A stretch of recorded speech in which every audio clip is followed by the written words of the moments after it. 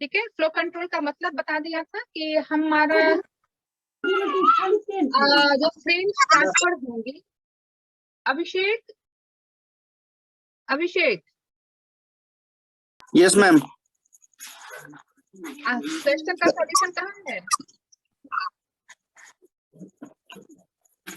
Hello question बनाने दिया था, बना के क्यों नहीं भेजा तुमने? मैम, मेरा क्लियर नहीं हुआ वो। मैंने तुम्हें क्या कहा था कि पूछ लेना है, पूछा तुमने? नो मैम, थोड़ा बिजी था मैम इधर। पेंडिंग रखते जाओगे अभिषेक, फिर मुश्किल होगी। नो मैम, मैं आज रात को भेज दूंगा आपको। अगर डाउट है तो आपस में तुम लोग जिससे बात करते हो क्लियर कर लो, नहीं होता है तो फिर मुझसे पूछ लो। फर्स्ट एक दूसरे से कॉन्टैक्ट करके क्लास में था, अगर वो समझा पाता है तो वेल एंड फाइन, और एक बार तुम पढ़ के देखोगे वो खुद ही समझ आ जाएगा। और उसके बाद भेज दो मुझे, ठीक है? ठीक है मैम।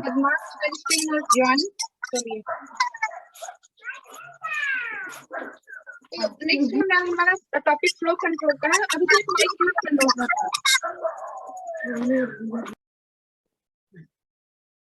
फ्लो कंट्रोल में क्या है कि एज आई सेड कि यहाँ पे जो हम फ्रेम भेजेंगे तो हमारा फ्रेम को किस स्पीड में भेजना है, कब फ्रेम को सेंड करने की स्पीड बढ़ानी है या कब घटानी है, that we do with the help of flow control.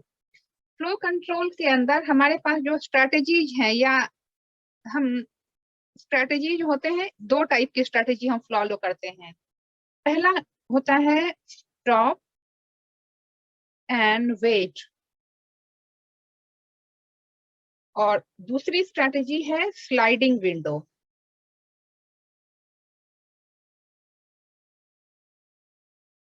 Sliding window को फर्दर दो टाइप में डिवाइड किया गया है। पहला है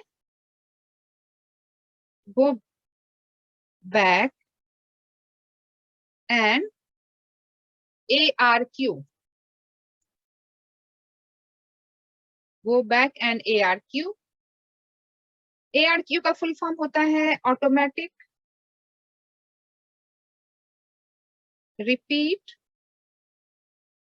रिक्वेस्ट, और इसका दूसरा जो टाइप है उसे कहते हैं हम सेलेक्टिव रिपीट।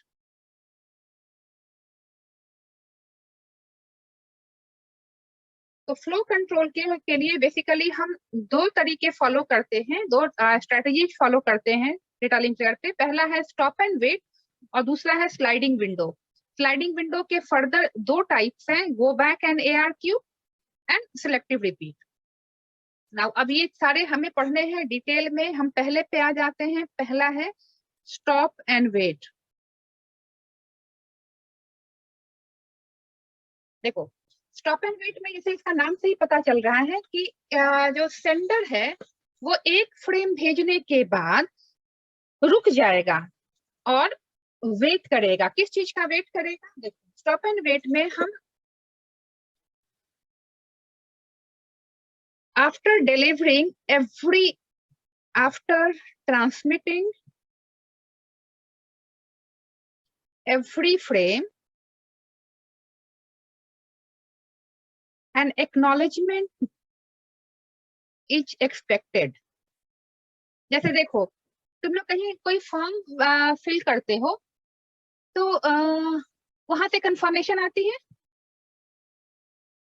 कहीं कहीं कोई फॉर्म वगैरह फिल किया है जिसमें तुम्हारा एक कंट्रोल नंबर जनरेट होता है, जिससे कि तुम्हें ये पता चलता है कि हाँ तुम्हारी फॉर्म सक्सेसफुली सबमिट हो गई है। कभी देखा है ऐसा ना? या हाँ, या फिर हाँ, तो अगर वो कंट्रोल नंबर जनरेट नहीं हुआ तो तुम्हें ये लग जाएगा ना कि मेरी फॉर्म में गड़बड़ी है या मेरा फॉर्म तरीके से सबमिट नहीं हुआ है। You will come to know, अगर किसी तरीके से वो कंट्रोल नंबर जनरेट नहीं हुआ तो यू विल मेक आउट कि मेरे फॉर्म में गड़बड़ी है, मतलब वो तुम्हें दोबारा सबमिट करना पड़ेगा, राइट? अब अभिषेक बोलने के बाद माइक म्यूट कर लिया करो, नॉइज आती है बहुत ज्यादा। ठीक है। तो अब कई बार अगर हम ऑफलाइन फॉर्म फिल करते हैं, तो पहले क्या होता था कि अगर ऑफलाइन हमने फॉर्म फिल किया तो हमें एक सेल्फ एड्रेस्ड लेटर या इन्वेलप देना पड़ता था, जहां से कि वहां हमारा कंफर्मेशन आ जाए। इसका मतलब क्या है कि once you fill the form और तुम्हें वहां से एक एक्नॉलेजमेंट मिलती है कि यस आपकी फॉर्म मिल गई है, और आपको पता चल जाता है इस एक्नॉलेजमेंट के थ्रू कि हाँ मेरी फॉर्म यहाँ पे सबमिट हो गई है। तो once you get the acknowledgement you become confirm that my form has been submitted. यही तरीका यहाँ पे हम यूज करते हैं, स्टॉप एंड वेट। मतलब पहला फ्रेम हमने भेजा, उसके बाद हम एक एक्नॉलेजमेंट की वेट करेंगे, नेक्स्ट हॉप से एक्नॉलेजमेंट आएगी। अगर एक्नॉलेजमेंट नहीं आई है मतलब हमारा फ्रेम रिसीव नहीं हुआ है। लाइक देखो, दिस इज सेंडर, डायग्राम से समझ ले, it would be more clear. और ये मेरा रिसीवर है। अब यहाँ पे रिसीवर हमारा नेक्स्ट हॉप होगा। रिसीवर मतलब नेक्स्ट रिसीवर नहीं, नेक्स्ट हॉप जो है that would be the receiver in this case, because ये हॉप टू हॉप ट्रांसमिशन कर रहा है। हमने सपोज पहला फ्रेम भेजा F0, ठीक है। फॉर्म जाने के बाद एक टाइम आउट पीरियड होता है। टाइम आउट पीरियड मतलब इतने टाइम के अंदर आपको एक्नॉलेजमेंट मिल जानी चाहिए। तो जो सेंडर है एक फ्रेम भेजने के बाद 1 बाय 1 फ्रेम्स इसमें जाते हैं। ये शुरुआत का मेथड है। 1 बाय 1 फ्रेम जाएंगे। एक फ्रेम भेजने के बाद the sender will wait for the acknowledgement. कितनी देर तक वेट करेगा? एक टाइम आउट पीरियड होता है। टाइम आउट पीरियड वेरी कर सकता है, कुछ सेकंड हो सकता है, नैनो सेकंड हो सकता है। मान लो इसका टाइम आउट पीरियड इतना है, तो यहां तक ये एक्नॉलेजमेंट की वेट करेगा ACK। अगर इसको इस टाइम आउट पीरियड तक एक्नॉलेजमेंट मिल गई तब तो ये ठीक है, नॉर्मल। फिर दूसरा फ्रेम भेजेगा F1। पहला फ्रेम था 0, दूसरा फ्रेम इसने भेजा F1। F1 भेजने के बाद फिर अब ये वेट कर रुक जाएगा, नेक्स्ट फ्रेम नहीं भेजेगा। It will wait, stop and wait for its acknowledgement. इसकी एक्नॉलेजमेंट आई या नहीं इसका वेट करेगा। तो इस मेथड में क्या है कि this is a very slow method where in the sender sends the frame one after another in a serial manner। Serial manner में ये भेजता है, और हर फ्रेम को भेजने के बाद सेंडर एक एक्नॉलेजमेंट की वेट करता है, so that it may become confirm कि इसकी फ्रेम नेक्स्ट हॉप तक सही सलामत पहुंच गई है। नाउ टेल मी, ये इतना समझ आया? इसमें भी और चीजें भी हैं, इतना समझ आया या नहीं? अजय, अभिषेक, भावेश? मैम ये तो क्लियर हो रहा है, बट मैम ये क्लियर Yes, नहीं हो ma'am. रहा कि जो हमने, हेलो मैम, बोलो। जो मैम ये फ्रेम का जो ये एक तरह से फ्लो है क्या? मतलब या तो फिर ये क्या है? ये क्या है? फिर से बोलो अभिषेक। मैम मेरे को ये क्लियर नहीं हो रहा कि ये फ्लो कंट्रोल मतलब मैं क्लियर कर रही जैसे फ्लो कंट्रोल है क्या है, ये मैं रहा हूँ, ये समझ में बिल्कुल नहीं, मतलब ये समझ आपने जो बताया, बट फ्लो रोल है क्या, फ्लो कंट्रोल ये तो मैं लास्ट पूछना चाहता हूँ। क्लास में बताया था अभिषेक, पिछली क्लास में बताया था। तुम क्लास में अटेंटिव नहीं रहते हो as I feel. Flow control का मैंने मतलब बताया था कि जब हम ट्रांसमिट करते हैं तो एक राउटर मल्टीपल सेंडर्स की डेटा को हैंडल करता है, और उस किसी भी राउटर के पास उसकी रिक्वायरमेंट से डेटा, उसकी हैंडलिंग कैपेसिटी से अगर डेटा ज्यादा आ गई तो वो उस डेटा को डिस्कार्ड कर देता है। देखो, तुम लोगों को पहले ही मैंने समझाया था कि ये क्लियर है। इतनी जल्दी भूलोगे अभिषेक तो मुश्किल है। पढ़ाई बिल्कुल नहीं कर रहे हो अभिषेक, मुझे लग रहा है तुम आजकल, क्योंकि लास्ट क्लास की सारी चीजें गायब है। तो फ्लो कंट्रोल क्या है समझ आया? याद आ गया? तो अब इसके ये तो एक नॉर्मल सिचुएशन है। नॉर्मल सिचुएशन में अच्छा, अब यहाँ पे ध्यान ये रखना, देखो भाई अब माइक ध्यान, ऑफ कर ले। अब देखो इसमें ध्यान ये रखना कि जैसे हमने फ्रेम में नंबरिंग, इसमें नंबरिंग बड़ा इंपॉर्टेंट है। हमने पहला फ्रेम को 0 डाला, नेक्स्ट फ्रेम को F1 डाला, और उसके बाद अगर मुझे नेक्स्ट फ्रेम भेजना है तो उसको मैं F2 लिखूंगी। अब एक्नॉलेजमेंट में भी नंबर होता है। एक्नॉलेजमेंट में अगर ये एक्नॉलेजमेंट जो भेजेगा रिसीवर, इसके पीछे नंबर जो लगाएगा वो होगा नेक्स्ट एक्सपेक्टेड फ्रेम का। ध्यान रखना, नेक्स्ट एक्सपेक्टेड फ्रेम, इसको नेक्स्ट जो फ्रेम चाहिए। अब ये एक्नॉलेजमेंट कर रहा है तो इसको नेक्स्ट अब कौन सा फ्रेम चाहिए? F0 तो इसको मिल गया, इसने रिसीव कर लिया F0। अब इसको जो चाहिए फ्रेम वो चाहिए F1। तो ये नेक्स्ट एक्सपेक्टेड फ्रेम का नंबर यहाँ पे लगाता है। ACK1 का मतलब है कि इसको फ्रेम 0 मिल गया है, अब ये फ्रेम नंबर 1 को एक्सपेक्ट कर रहा है। तो सेंडर, जैसे ही सेंडर के पास ये आएगा ACK1 means F1 had been received and it is the receiver is expecting frame number 1। अब फ्रेम नंबर 1 ये भेजेगा। अब इसके साथ जो ये एक्नॉलेजमेंट लगाएगा वो लगाएगा ACK2। क्यों? क्योंकि ये ACK2 बताएगा कि अब नेक्स्ट एक्सपेक्टेड फ्रेम क्या है? फ्रेम नंबर 2 है। तो ऐसे ही ये एक्नॉलेजमेंट की नंबर जाती है। एक्नॉलेजमेंट का नंबर होता है फ्रेम का number +1। This number shows the number of next expected frame. Now, is this clear? ये दोनों चीजें समझ आई नंबरिंग कैसे करते हैं? फ्रेम नंबर 0, 1, 2 ऐसे ही चलेगा और एक्नॉलेजमेंट नंबर में नेक्स्ट एक्सपेक्टेड फ्रेम का नंबर होगा। तो this is a normal situation, जब नॉर्मली हमारा काम हो रहा है। लेकिन अगर किसी वजह से ये एक्नॉलेजमेंट को आने में टाइम लग गया, क्योंकि ये वेट करेगा, हमेशा ध्यान रखो सेंडर वेट करता है, इनफाइनाइट टाइम तक वेट नहीं करेगा एक्नॉलेजमेंट का। It will wait for some time out period, एक स्पेसिफिक फिक्स टाइम के लिए वेट करेगा। तो अगर इस टाइम के अंदर एक्नॉलेजमेंट नहीं मिली तो क्या होगा? इसमें अलग अलग सिनेरियो है। स्टॉप एंड वेट में we have to study every scenario. देखो अब मान लो हम ये कह रहे हैं कि इसने फ्रेम भेजा, सेंडर रिसीवर, इसने F0 भेज दिया, F0 इसके पास रिसीवर को मिल भी गया।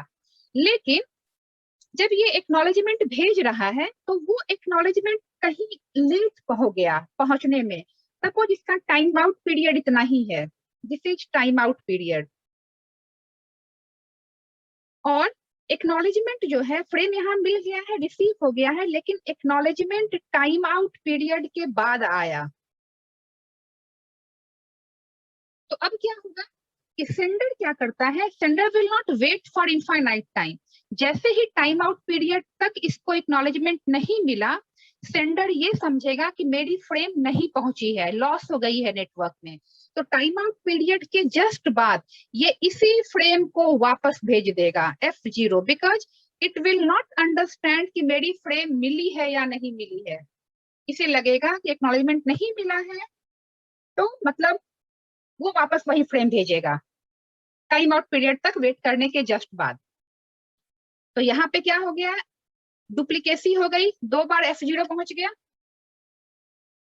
क्योंकि इसके F0 को भेजने के बाद इसके पास एक्नॉलेजमेंट आई है कि हाँ F0 मिल गया है और नेक्स्ट एक्सपेक्टेड फ्रेम 1 है।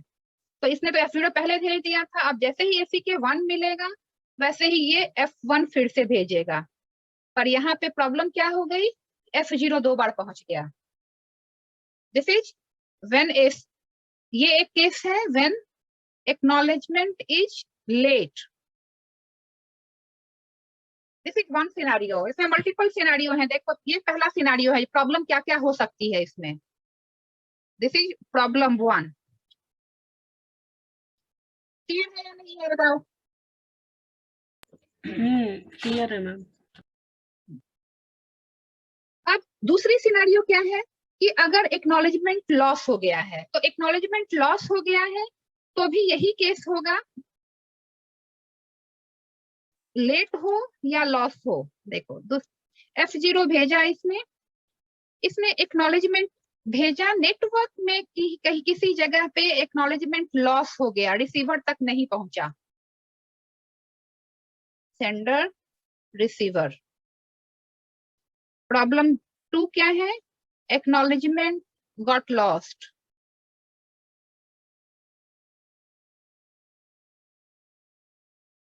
सेम ही ट्रीट करेगा एग्जैक्टली। हाँ, वही सेम, यही एग्जैक्टली इसी की तरह होगा। एक्नॉलेजमेंट लॉस हो गया मतलब अब सेंटर के पास कोई तरीका नहीं है ये पता लगाने का कि क्या हुआ। इसे लगेगा कि भाई फ्रेम नहीं पहुंची, हालांकि फ्रेम पहुंच गई है, एक्नॉलेजमेंट लॉस हुआ है।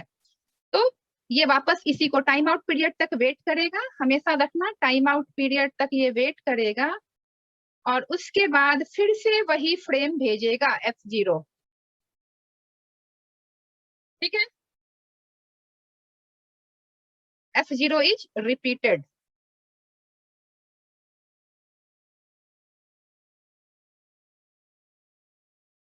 सेम केस हो गई। तीसरी केस है कि अगर फ्रेम लॉस हो गया है, रास्ते में कहीं फ्रेम लॉस हो गया किसी रीजन से, नेटवर्क प्रॉब्लम हो सकता है या किसी एनवायरमेंटल डिस्टर्बेंस की वजह से हमारा फ्रेम लॉस हो गया।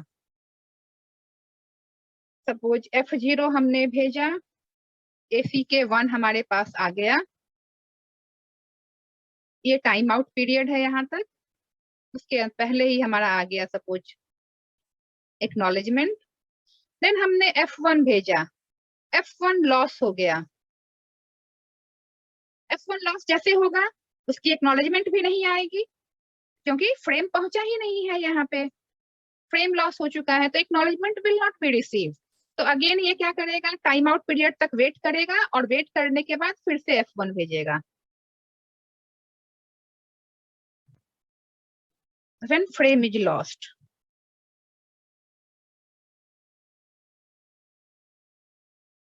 ये 3 इसमें केसेस है। एक तो नॉर्मल फंक्शनिंग कैसे होती है और ये 3 टाइप के प्रॉब्लम्स इसमें हो सकते हैं स्टॉप एंड वेट में। Now tell me if you have any doubt in these 3। Ma'am बोलो। मैम ये जो भी मैकेनिज्म हो रहा है मैम ये रियल टाइम में हो रहा है ना? हाँ, रियल टाइम में होगा और ऑब्वियसली। मैम फिर ये जो फ्रेम्स है ये कैसे फ्रेम्स है, ये इंफॉर्मेशन कैरी कर रहे हैं? हाँ, इंफॉर्मेशन कैरी कर रहे हैं। ये डेटा लिंक, फ्रेम का मतलब डेटा लिंक लेयर पे हम बात कर रहे हैं। मैम वो तो We ठीक है are- मैम, वो मैं समझ रहा हूँ, लेकिन मैम अगर ये फ्रेम भेज रहा है और इसको पता है कि वो रिसीव हो भी सकते हैं या फिर नहीं, तो वो लॉस नहीं हो रहे हैं? नहीं पता है, हो सकते हैं, नहीं। Can you repeat your question? Ma'am मेरा कहना है कि मतलब है कि एक तरीके से ये फ्रेम को जेपरडाइज कर रहा है, और वो फ्रेम, लेकिन फ्रेम तो एक इंफॉर्मेशन कैरी कर रहे हैं ना? See, so when we are starting any mechanism, 99.9% time में it will work normally, but at times it may happen कि कुछ डेटा हमारा कुछ प्रॉब्लम भी हो सकती है। मैक्सिमम टाइम में ये नॉर्मल बिहेव करेगा। जैसे हमने कहा कि नॉर्मल सिचुएशन में एक फ्रेम गई, स्टॉप हुई, वेट और भी वापस दूसरी फ्रेम भेज रहा है। पर कुछ केसेस में कई बार ये प्रॉब्लम भी हो सकती है। This problem may not occur very frequently but it may occur at times. Okay, ठीक है, ये नहीं है कि ये सिचुएशन हमेशा होगी या बहुत फ्रीक्वेंटली होगी। No, most of the time हमारा फंक्शन बड़ा नॉर्मल सीक्वेंस में चलेगा कि हमने F1 भेजा, एक्नॉलेजमेंट टाइम आउट पीरियड के अंदर आ गई, फिर हम दूसरा फ्रेम भेज रहे हैं। बट ये प्रॉब्लम हो सकती है, and when we develop any strategy or any algorithm, we have to understand all of its aspects, what are different adverse condition it may have. So these are the adverse conditions it may have. Okay, got it ma'am. हाँ, it is not necessary कि ये होगा ही होगा, पर हो सकता है may be out of 1000 time एक बार किसी एक यूजर के साथ हो सकता है। कई बार हम डाउनलोड करते हैं किसी चीज को, फेल हो जाता है डाउनलोड नॉर्मल सर्कमस्टांसेस में भी। Yes ma'am. तो मतलब कुछ ऐसे ही कुछ प्रॉब्लम हुई है, बट नॉर्मली नहीं होता है, but at times it may happen. Network slow है या किसी रीजन से हो सकता है ये प्रॉब्लम। तो until and unless we analyze the problem, हम उस पर उसका रेमेडियल एक्शन नहीं निकाल पाएंगे ना। तो यहाँ पे यस जो जो मैम। प्रॉब्लम हो सकती है, ये सारी प्रॉब्लम एनालाइज की जाएंगी और इनका ट्रीटमेंट फिर किया जाएगा इसके ऊपर वाले लेयर, नेटवर्क लेयर पे। Okay, got it ma'am. ठीक है, तो ये है हमारा स्टॉप एंड वेट। हाँ Abhishek, want to say something? कुछ बोलना चाह रहे हो अभिषेक?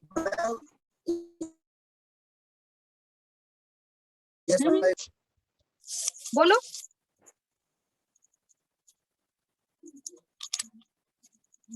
कुछ पूछना चाह रहे हो अभिषेक?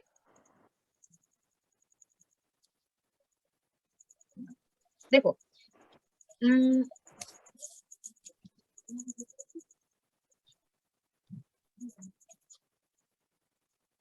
P1, what is P1? अब देखो ये क्या है, अब इसमें ड्रॉबैक्स क्या होंगे? इसके ड्रॉबैक्स हैं कि ये एक तो स्लो होगा। स्लो क्यों? बिकॉज हम एक बार में एक ही फ्रेम भेज रहे हैं और उसके बाद हर फ्रेम के बाद हम वेट कर रहे हैं, ठीक है।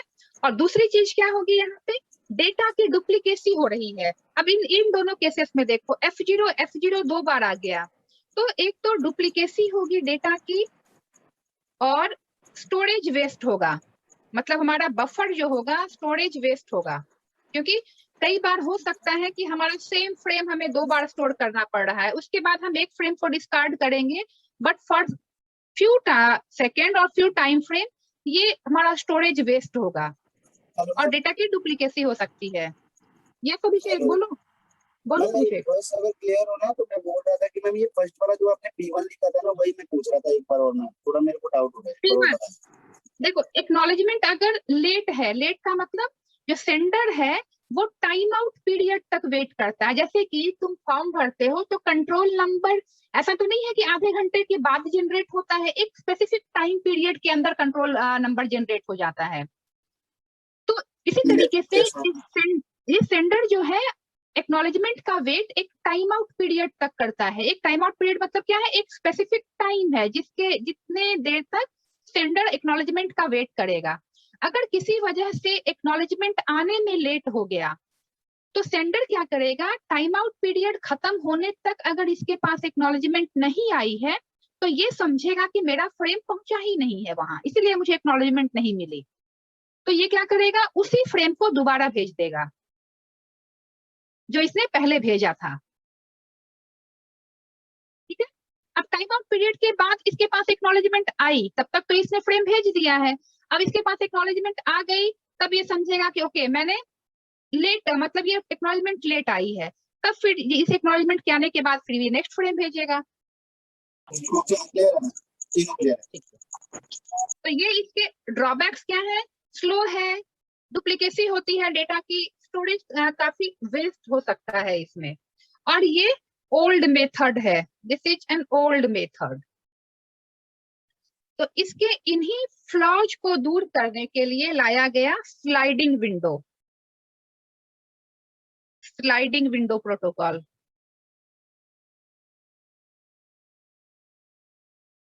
बिकॉज ऑफ लेट जैसे जैसे नेटवर्क का यूज ज्यादा होने लगा तो हमें बैंड चैनल के को ऑप्टिमम यूटिलाइज करना पड़ा, मतलब हम इतना स्लो नहीं अफोर्ड कर सकते, तो इसीलिए स्लाइडिंग विंडो प्रोटोकॉल लाया गया। स्लाइडिंग विंडो में क्या होता है कि देखो एक विंडो होता है, विंडो मतलब window means nothing but a buffer. Buffer तुम लोग जानते हो क्या होता है buffer? What is buffer? Buffer is बोलो। कई बार नेट अगर स्लो है, तुम कुछ देख रहे हो तो वो जो गोल गोल घूम रहा होता है तो हम लोग क्या कहते हैं, बफरिंग हो रही है, बोलते हो ना, डेटा की बफरिंग हो रही है। तो बफरिंग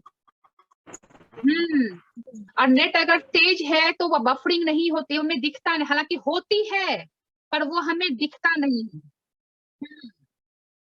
हो जाता है। तो बफर का मतलब होता है टेम्पररी स्टोरेज।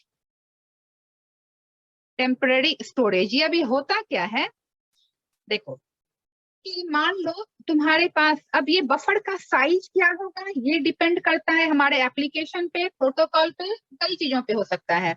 मैं एक नॉर्मल एक केस बता रही हूँ कि सपोज मेरे पास एक बफर है जिसमें 4 पैकेट का स्पेस है। हमारी अगर नेट स्लो होगी, फास्ट होगी, तो ये पैकेट भरता चला जाएगा। अब मान लो मेरे पास कोई एक वीडियो प्लेयर, ऐसा कोई ऐप है जो तभी प्ले होगा जब ये पूरी की पूरी बफर फुल हो। ये पूरी फुल हो तब जाके ये प्ले होगा। तो अगर मेरे नेट का स्पीड ज्यादा है तो जैसे ही ये पहला पैकेट निकालेगा तब तक दूसरा पैकेट यहाँ से डाउनलोड हो चुका है, मतलब ये हमेशा फुल रहेगा। तो हमें कॉन्टिन्यूअस वीडियो दिख रहा है, कॉन्टिन्यूअसली हमें मुझे वीडियो दिखती रहेगी, बिकॉज जितनी तेजी से ये खाली कर रहा है ये हमारा मीडिया प्लेयर, कोई भी मीडिया प्लेयर हो सकता है, प्रोसेस करने का मतलब ये इस बफर से उठा के हमारे रैम में ले जा रहा है और सीपीयू से प्रोसेस करवा रहा है, दिखा रहा है हमें। तो मीडिया प्लेयर जितनी तेजी से इसको खाली कर रहा है, अगर उतनी ही तेजी से हमारा नेट अगर फास्ट है और ये स्टोरेज फुल होता जा रहा है तो हमें बफरिंग होती हुई नहीं दिखेगी, although it is happening in backend. Backend में ये काम हो रहा है। अब ये है क्या, ये एक टेम्पररी स्टोरेज है जिसे हम कहते हैं बफर। लेकिन अगर हमारा नेटवर्क स्लो है तो जैसे ही पहला पैकेट निकला ये उतनी तेजी से भर नहीं रहा है, तो क्या होगा, ये बफर खाली हो गया, एक प्लेस खाली हो गई। तो अब जब तक ये फुल नहीं होगा तब तक ये इसको प्ले नहीं करेगा, तो हमें ये बफरिंग होता हुआ दिखता है। जैसे जस्ट एक एग्जांपल जो मैंने तुम लोगों को एक जनरल एक एग्जांपल बताया कि बफरिंग होती क्या है। तो यहाँ हम स्लाइडिंग विंडो में हम क्या करते हैं, एक विंडो लेते हैं। विंडो कुछ नहीं है बस, हाँ अभिषेक बोलो।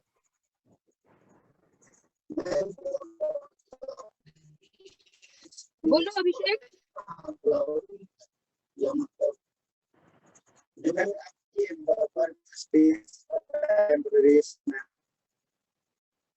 फिर से बोलो, नहीं आवाज आ रही है अभिषेक, बोलो जोर से बोलो, हम नॉट लिसनिंग। नहीं, बहुत रुक रुक के आ रही है।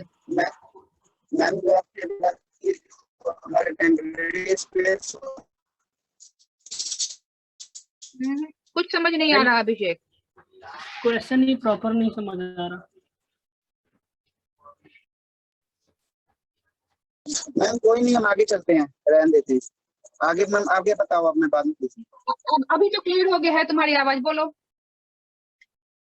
बोलो। मैम बोल रहा था कि जो आप ये टेम्परेरी स्पेस बताया मैम, ये कहाँ होता है, मतलब क्लाउड में होता है क्या? नहीं, क्लाउड में क्यों होगा, ये उस एप्लीकेशन में होगा जो एप्लीकेशन तुम यूज कर रहे हो। ठीक है, अब जो एप्लीकेशन तुम यूज कर रहे हो वो एप्लीकेशन तुम्हारे, सपोज तुम कोई भी ऐप चलाते हो, क्या है, एक एप्लीकेशन है, उसमें कोई स्टोरेज स्पेस होती है ना, वो उसके अंदर होगा, क्लाउड पे नहीं होगा। वो तुम्हारे लोकल होता है, वो उस सिस्टम के लोकल होगा वो। ठीक है, तो अब यहाँ पे क्या है, स्लाइडिंग विंडो प्रोटोकॉल में हम 1 बाय 1 पैकेट नहीं भेजेंगे, बल्कि एक विंडो की साइज ले लेंगे। विंडो का size again depends upon protocol क्या है, एप्लीकेशन क्या है, उसके हिसाब से हमारे विंडो का साइज चेंज हो सकता है। मैं एग्जांपल अभी ले रही हूँ कि सपोज हमारा जो विंडो है वो सपोज 4 फ्रेम्स का है, 4 फ्रेम का है। तो स्लाइडिंग विंडो में क्या करेगा, ये 4 फ्रेम एक साथ भेजेगा। देखो, अगर विंडो की साइज 4 फ्रेम की है तो ये एक एक करके नहीं भेजेगा, ये क्या करेगा, 4 फ्रेम एक साथ भेजेगा। विंडो की जो साइज है चारों की चारों एक बार भेजेगा। सपोज हमने भेजा F0, F1, F2 and F3, ये हमारा विंडो साइज है। अब रिसीविंग एंड पे पहुंच गए तो रिसीवर इन सबों के लिए अलग अलग एक्नॉलेजमेंट नहीं भेजेगा, बल्कि एक एक्नॉलेजमेंट भेजेगा नेक्स्ट एक्सपेक्टेड फ्रेम का, जैसे अभी हमने किया था कि नेक्स्ट एक्सपेक्टेड फ्रेम का भेजता है। तो अगर ये चारों फ्रेम सही सही यहाँ पहुंच गए हैं, F0 मिल गया, F1 मिल गया, F2 मिल गया, F3 मिल गया, तो अब जो नेक्स्ट एक्सपेक्टेड फ्रेम है वो है F4। तो ये क्या करेगा, एक एक्नॉलेजमेंट भेजेगा ACK4, जो कि ये बताएगा कि now the next expected frame is frame number 4। तो अगेन बाकी चीज वही रहेगी कि टाइम आउट पीरियड तक, इन चारों फ्रेम को भेजने के बाद टाइम आउट पीरियड तक ये वेट करेगा। टाइम आउट पीरियड तक एक्नॉलेजमेंट 4 जैसे ही से मिल गई, अब ये नेक्स्ट 4 फ्रेम भेज देगा F4। हाँ वो प्रॉब्लम, ये तो नॉर्मल सिचुएशन, वो प्रॉब्लम सारे पढ़ेंगे ना अभी 1 बाय 1, जैसे अभी प्रॉब्लम पढ़ा था, ये नॉर्मल सर्कमस्टांस है। ACK4 इसमें भेजा, तो अब ये F4, F5, F6 और F7 ये चारों फ्रेम भेजेगा। तो ये स्टॉप एंड वेट से अलग कैसे है कि स्टॉप एंड वेट में हम एक फ्रेम भेजते थे और उसके बाद उसी की एक्नॉलेजमेंट की वेट करते थे, तो इससे वो काफी स्लो हो जाता है। अब इसमें क्या है कि हम एक एक करके नहीं भेजेंगे, but we will send the number of frames equal to the size of the window. Window की साइज 4 हो सकती है, 5 हो सकती है, 6 हो सकती है, that depends upon the application. जितने साइज का विंडो रहेगा उतने फ्रेम एक साथ भेजेंगे और उन सबों के लिए एक एक्नॉलेजमेंट मिलेगी। उस एक्नॉलेजमेंट में हमारे नेक्स्ट एक्सपेक्टेड फ्रेम का नंबर रहेगा और उसके बाद हमारा सेंडर उस फ्रेम से लेके नेक्स्ट 4 फ्रेम दोबारा फिर भेजेगा। This is the normal functioning. तो इन ये बताओ, ये क्लियर है स्लाइडिंग विंडो में नॉर्मल क्या फंक्शन होता है? बाकी लोग बोलिए, भावेश, अजय। हाँ मैम, ओके। हाँ, एक तरीके से एक्नॉलेजमेंट का वेट तो वो यहाँ पे भी कर रहा है। हाँ, लेकिन एक कर रहा है, अदरवाइज 4 बार टाइम आउट पीरियड तक वेट करना होता। तो आपने क्या किया, इसमें 3 टाइम आउट पीरियड घटा दिया। स्टॉप एंड वेट में, हाँ, स्टॉप एंड वेट में आप इसके बाद भी वेट कर रहे हैं, इसके बाद भी वेट कर रहे हैं, 4 बार यू आर वेटिंग। हमने वेटिंग टाइम कम कर दिया। कम कर दिया तो फास्ट हो गया ये, ठीक है है मैम। ना। तो ये है नॉर्मल सिचुएशन। पर नॉर्मल ये तो हो गया। अब नॉर्मल अगर नहीं है, मान लो इसमें से कोई फ्रेम मिसिंग है, जैसे गौरव ने भी बोला कि सपोज कोई फ्रेम मिसिंग हो गया या एक्नॉलेजमेंट मिसिंग हो गया, तब तो वही है कि सारे फिर दोबारा भेजने पड़ेंगे। लेकिन अब मान लो कोई फ्रेम मिसिंग है, सपोज यहाँ 4 गया था, कोई एक फ्रेम लॉस हो गया, तो क्या होगा? तो उन सिचुएशंस को हैंडल करने के लिए इसमें 2 तरीके हैं। ये जो 2 तरीके हमने पढ़े थे ना अभी, जो बताया कि ये गो बैक एंड ARQ और सिलेक्टिव रिपीट, ये इसके 2 तरीके हैं प्रॉब्लम्स को हैंडल करने के लिए। कि अगर नॉर्मल सर्कमस्टांसेस नहीं है, something goes wrong with the frame, then how do we handle? तो पहला है इसमें गो बैक एंड ARQ।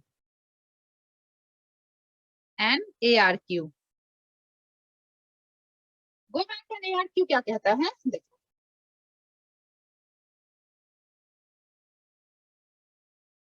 ये दोनों स्लाइडिंग विंडो के ही टाइप हैं, who handle the process when there is some error in frame transmission in different ways.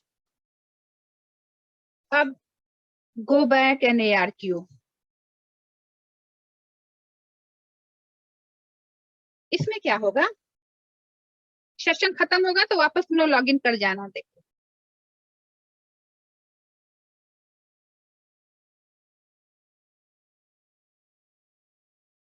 Suppose मैंने भेजा F0,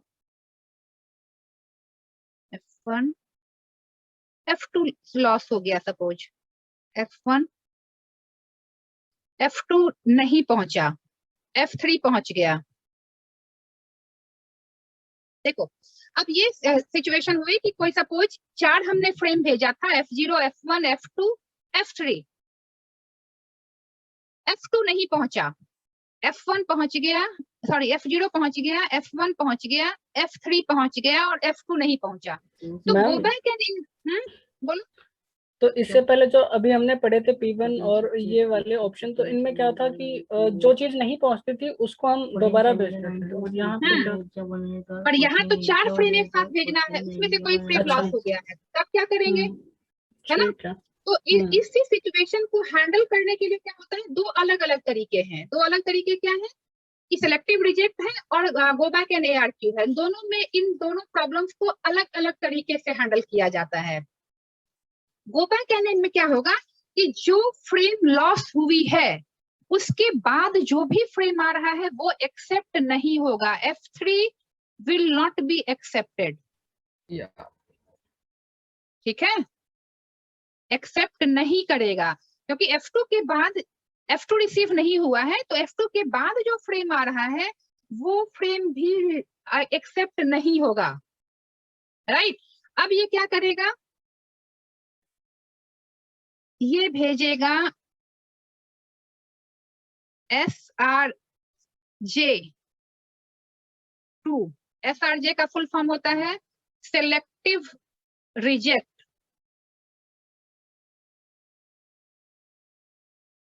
इसने क्या बोला, F1 F2 मिल गया है, 4 फ्रेम में से F2 F0 F1 मिल गया है, F2 नहीं मिला है, तो ये SRJ2 भेजेगा, ये बताते हुए एक्नॉलेजमेंट नहीं भेजेगा SRJ, क्योंकि एक्नॉलेजमेंट कब भेजता, जब ये चारों फ्रेम सही सलामत पहुंच जाते हैं इसके पास।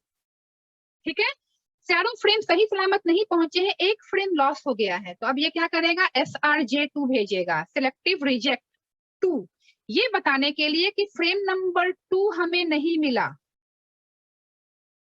Got it? देखो, SRJ2 का मतलब यहाँ पे जो नंबर होता है ये उसका नंबर होता है जो फ्रेम लॉस हुआ है, उस फ्रेम का नंबर ये भेजेगा। ये सब विषय क्लियर है? और एक और इसमें क्या होता है कि जो फ्रेम लॉस हुआ है उसके बाद कोई भी फ्रेम एक्सेप्ट नहीं होगा। अब इसके बाद ये क्या करेगा, F2 के बाद से सारे फ्रेम 4 भेजेगा। अब ये भेजेगा क्या, अगेन देखो, F2 क्योंकि ये 2 मांग रहा है, F3 दोबारा भेजना पड़ेगा क्योंकि F3 एक्सेप्ट नहीं हुआ था, F4 एंड F5। अब विंडो में 4 फ्रेम है तो चारों अब ये दोबारा भेजेगा। अब यहाँ पे F3 को दोबारा भेज रहा है और F2 के बाद 4 फ्रेम बना के भेजेगा। ये है गो back and ARQ। Go back मतलब जहां पे गलती हुई है वहां जाइए और वहां से वापस रिपीट करिए फ्रेम्स को,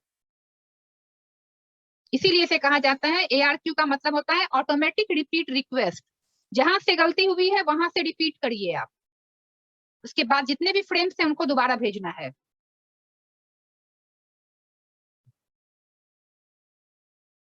क्लियर है सबों का? Is it clear to everyone? या ये सेशन खत्म हो रहा है, वापस लॉग इन करो, I am ending this, log in again.